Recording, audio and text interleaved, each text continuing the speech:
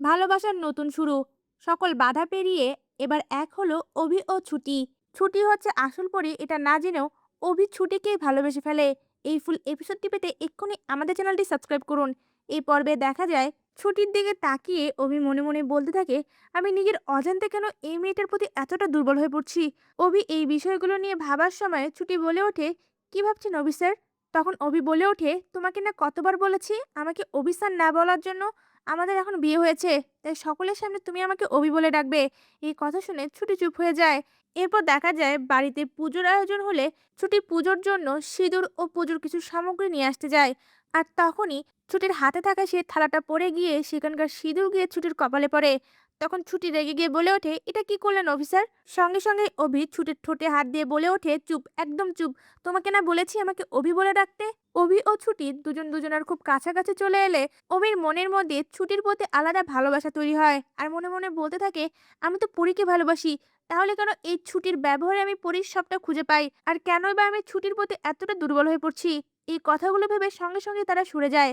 এরপর ছুটি সে থালার মধ্যে সকল কিছু তুলে নিয়ে নিজে নামতে যাবে, তখনই পায়ের মধ্যে আঘাত পায়। অভি গিয়ে সঙ্গে সঙ্গে ছুটিকে বসায়।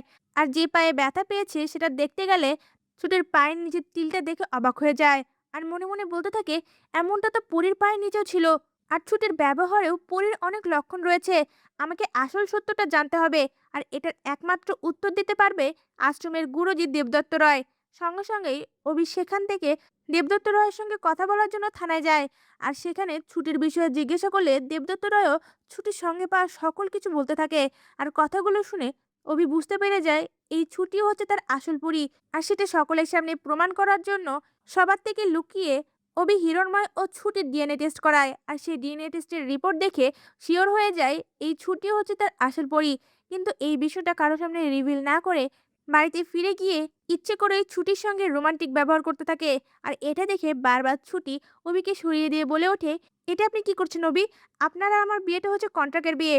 আপনাকে কিন্তু আমি আগেই বলেছিলাম আপনার আর আমার মধ্যে হাজব্যান্ড ওয়াইফের কোনো সম্পর্ক থাকবে না। অভিও সঙ্গে সঙ্গে বলে ওঠে, কে বলেছে থাকবে না? আমি লয়ার, আমি এই কেসটাকে ঘুরিয়ে দেব। আর ছুটির সঙ্গে আরো মজা নেওয়ার জন্য বলে ওঠে, বিয়ে যখন হয়ে গেছে তাই আপনি চাইলেও আপনার থেকে আমাকে দূরে সরাতে পারবেন না। এই বলেই ছুটির আরো কাছে যেতে লাগে। তখনই ছুটি ভয় পেয়ে সেখান থেকে বেরোতে যায়। তা ভিউয়ার্স, এমনটাই যদি নতুন পর্বে হয় আপনাদের দেখতে কেমন লাগবে? আপনাদের মতামত আমাদের কমেন্টে জানান। ধন্যবাদ।